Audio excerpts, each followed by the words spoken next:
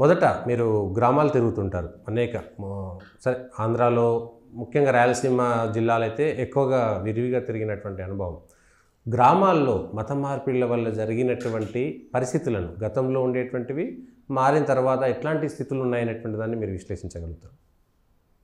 సతీష్ గారు, అసలు మతం అనే విషయం వ్యక్తిగతమైంది.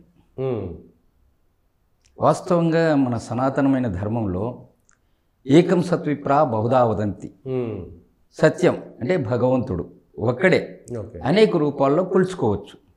ఇది మహర్షులు మనకిచ్చిన ఒక అద్భుతమైన ఆధ్యాత్మిక ఆలోచన. దీన్ని బయట దేశాల నుంచి వచ్చిన ఇస్లాం క్రైస్తవం అర్థం చేసుకోలేదు. వాస్తవ విషయం ఇది. అర్థం చేసుకోకపోవడం వల్లనే ఈ దేశంలో వాళ్ళ పరిపాలన మొదలైన తర్వాత సనాతనమైన హైందవ ధర్మాన్ని నాశనం చేసి వాళ్ళ మతాలను ఈ దేశంలో విస్తరించడం అనే ఒక రాజకీయ వ్యూహము ఈ దేశంలో 800 సంవత్సరాలు జరిగింది. ఆ 800 సంవత్సరాల్లో అనేక ఇబ్బందులకు హిందూ సమాజం ఎదుర్కొన్నది, పోరాడింది. హిందూ సమాజం ఎప్పుడు పారిపోలేదు, అది మనం గుర్తుంచుకోవాలి. వాస్తవంగా ఇరాక్ 15 సంవత్సరాల్లో ఇస్లామిక్ దేశమైంది. ఇరాన్కు అంతే సమయం.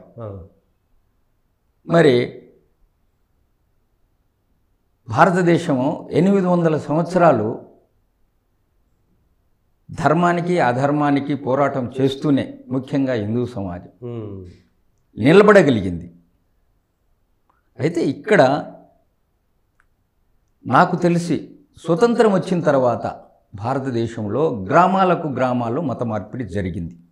ఇప్పటికీ కూడా జరుగుతూనే ఉంది. స్వతంత్రం వచ్చిన తర్వాత కారణం ఏంటంటే, స్వతంత్రం వచ్చిన తర్వాత పాలకుల్లో ఈ దేశం నాది, నేను శ్రేష్టమైన సంస్కృతికి వారసుని అనే భావన కోల్పోయిన వాళ్ళ చేతుల్లోకి పరిపాలన వెళ్ళిపోయింది.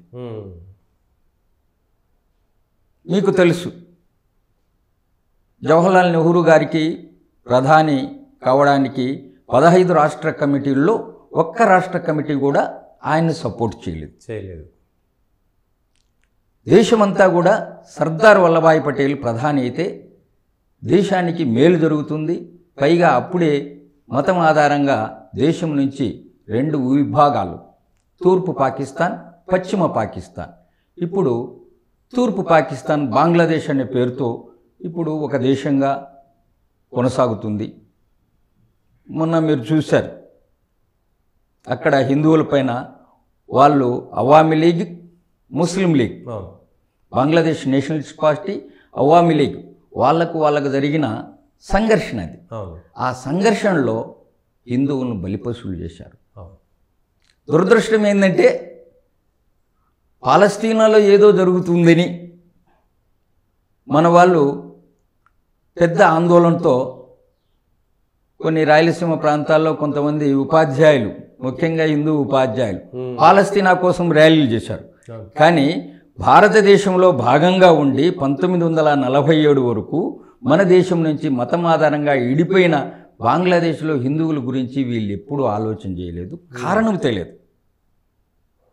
వీళ్ళను మౌల్డ్ చేసే జాతి వ్యతిరేక శక్తుల ఆలోచనలు ముఖ్యంగా హిందూ సమాజం అర్థం చేసుకోలేదని నా అభిప్రాయం. ఇంకొకటి, అసలు మనం మొదటే చెప్పుకున్నాం,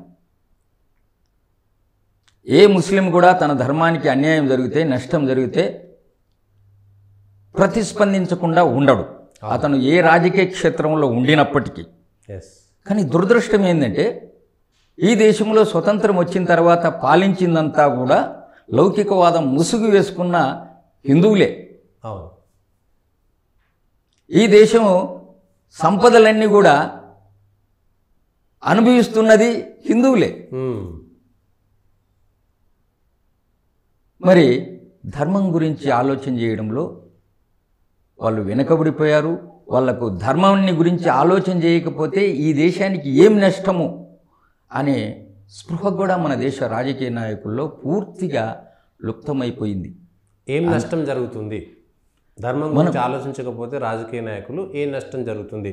మీరు క్షేత్రస్థాయిలో ఉన్నటువంటి వాళ్ళు ఏం జరుగుతుంది? ఈరోజు గ్రామాల్లో కుటుంబాలు నాశనమైనాయి. మంచితనము మనిషి నుంచి దూరం అయిపోయింది. దేవాలయం కేంద్రంగా ఆ రోజు ధార్మిక కార్యక్రమాలు, ఆధ్యాత్మిక ఉపన్యాసాలు జరిగేటివి. ఇవి ఇప్పుడు జరగడం లేదు. దేవాలయము ఈరోజు సాధారణంగా అక్కడ కూడా రాజకీయాలు, ముఖ్యంగా మన దేశంలో దేవాలయ వ్యవస్థను రాజకీయపరం చేశారు.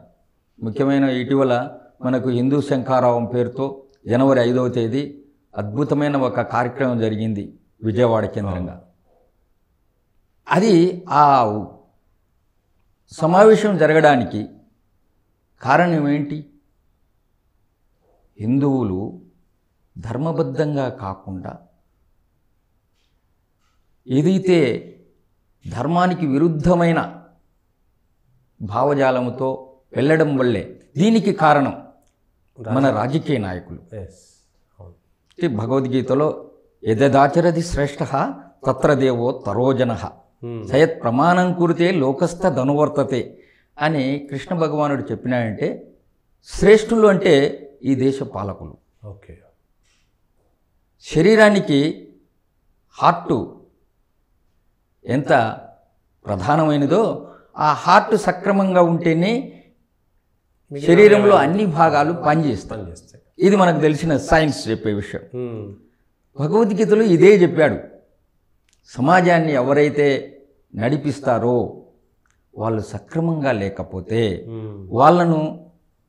వాళ్ళు ప్రామాణికంగా లేకపోతే నష్టం జరుగుతుందని ముందే శ్రీకృష్ణ పరమాత్మ మనకు చెప్పాడు. దాన్ని మనం సరైన అర్థం చేసుకోకుండా మనం విఫలమయ్యాం మొత్తం మీద. ఇందుకు కారణం కూడా ఉంది. స్వతంత్రం వచ్చిన తర్వాత విద్యా వ్యవస్థ మన చేతుల్లో నుంచి వెళ్ళిపోయింది. ఈ దేశం అంటే ద్వేషించి, ఈ సంస్కృతి అంటే వ్యతిరేకించే వాళ్ళు, అకారణంగా ద్వేషించే వాళ్ళ చేతుల్లోకి విద్యా వ్యవస్థ వెళ్ళిపోయింది. అందుకు కారణాలు వాస్తవంగా హిందూ పాలకులే. ఎందుకంటే మౌలానా అబుల్ కలాం ఆజాద్ మొదటి విద్యాశాఖ మంత్రి భారతదేశానికి. వాస్తవంగా ఆయన జన్మస్థలం మక్కా. జన్మతః భారతీయుడు కాదు. ఇటీవల కాలంలో ఒక కొత్త సిద్ధాంతాన్ని కొంతమంది లేవదీస్తున్నారు. ఆయన పూర్వులు ఎప్పుడో భారతదేశంలో ఉండారంట, వాళ్ళు వెళ్ళిపోయారు. కొత్త సిద్ధాంతం, కొత్త వాదనలు ఆయన ఓన్ చేసుకోవాలి కాబట్టి ఏదో చెప్పాలి అంతే. ఇది ఒకటి. ఇంకొక విషయం ఏంటంటే అసలు అన్ని మతాలు సమానమని మనం చెప్తూ ఉంటే మా మతం మాత్రమే గొప్పది, మా మతాన్ని అనుసరిస్తే మాత్రమే మీకు స్వర్గము అని పబ్లిక్గా మైకుల్లో చెప్పడం, గోడల మీద రాతలు రాయడం. మనకు సాధారణంగా మీరు బయట ప్రయాణం చేస్తుంటే అనేక చోట్ల బ్రిడ్జీలపైన రాస్తుంది యేసుక్రీస్తు మాత్రమే నిజమైన దేవుడు. దాని అర్థమేంది? భారత రాజ్యాంగమేమో అన్ని మతాలు ఒకటే, అన్ని ఆరాధనా విధానాలు సత్యమైనవే అని భారత రాజ్యాంగం చెప్తుంది. మరి భారత రాజ్యాంగానికి వ్యతిరేకంగా ఇది జరుగుతుంది. అంటే యేసు అందరికీ దేవుడు, యేసు నిజమైన దేవుడు అనేటువంటిది రాజ్యాంగానికి వ్యతిరేకం. అంతే కదా. ఇప్పుడు రాజ్యాంగంలో ఏముంది? అన్ని మతాలు సమానం. అవును. అన్ని మతాల వాళ్లకు స్వేచ్ఛ ఉంది. అవును. అన్ని మతాలలో వాళ్ళకు నచ్చిన రీతిలో ప్రార్థన చేసుకోవచ్చు. ఇందులో ఎవరికి అభ్యంతరం ఉండకూడదు అనేది కూడా రాజ్యాంగంలో రచించబడింది. అవును. కానీ యేసుక్రీస్తు మాత్రమే దేవుడు, నిజమైన దేవుడు అంటే మిగతా వాళ్ళ మతస్థులు నమ్మే దేవుళ్ళు నిజం కాదనే కదా అర్థం. అదే కదా. ఇలాగా మన రాజ్యాంగం ఏదైతే చెప్పిందో దాన్ని తప్పుడు మార్గంలో కొంతమంది వ్యాఖ్యానిస్తున్నారు. మతం మార్చడం మాకు హక్కు, అని కొంతమంది కొన్ని గ్రూపుల వాళ్ళు వాదిస్తున్నారు. వాస్తవంగా మీరు గ్రామాల్లోకి వెళ్తే ఒక గ్రామంలో 2-3 చర్చిలు ఉంటాయి. ఆ గ్రామంలో పంచాయతీ జనాభా లెక్కలు చేస్తే క్రైస్తవులు అనే జనాభా లెక్క ఒక్క వ్యక్తి తేలడు, ఒక్కరు ఉండరు. కానీ 2-3 చర్చిలు ఆ గ్రామంలో ఉంటాయి. అవును. దీనికి అంతటికీ కారణం ఈ దేశాన్ని పరిపాలిస్తున్న పాలకులు. ఏ రాజకీయ పార్టీ అయినా సరే అన్ని రాజకీయ పార్టీలకు ఈ మకిలం అంటించాల్సిందే.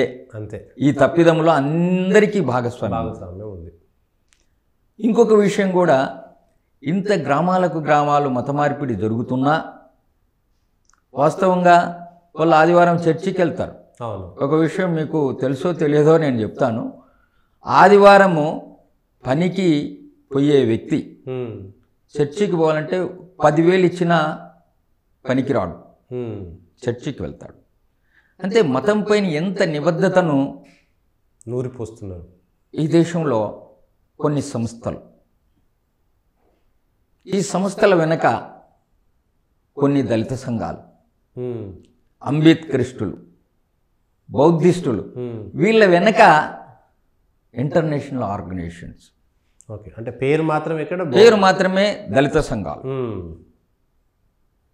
ఓ విచిత్రమైన విషయం ఏంటంటే, ఇందులో దళిత సంఘాలు, బౌద్ధిస్టుల్లో, నాస్తికవాదుల్లో మతం మొత్తం ఉందనే కమ్యూనిస్టులు జరిపారు.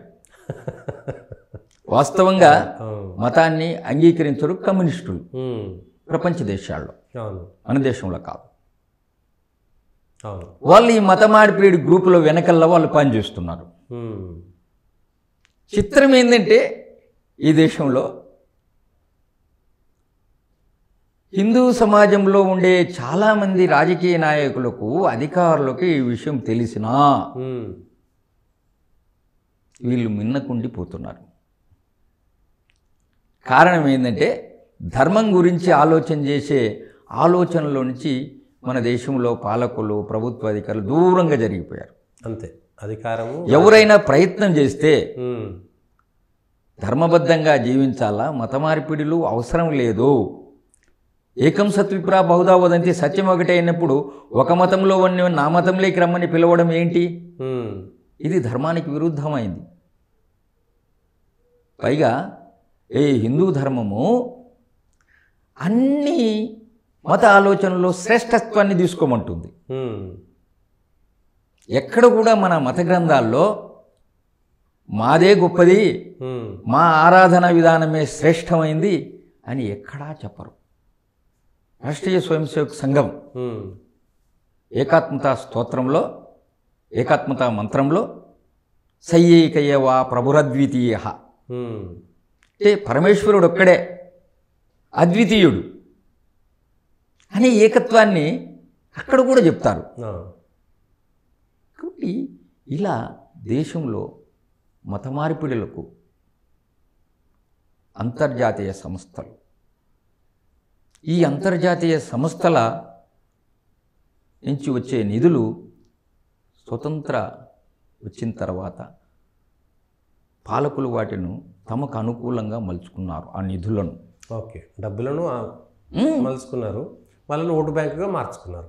ఓటు బ్యాంకుగా మార్చుకున్నారు. ఇంకొకటి, మన సమాజంలో ఉండే కులపరమైన విభజన, ఇది ప్రధానంగా హిందూ సమాజానికి పెద్ద నష్టం చేసే విషయం.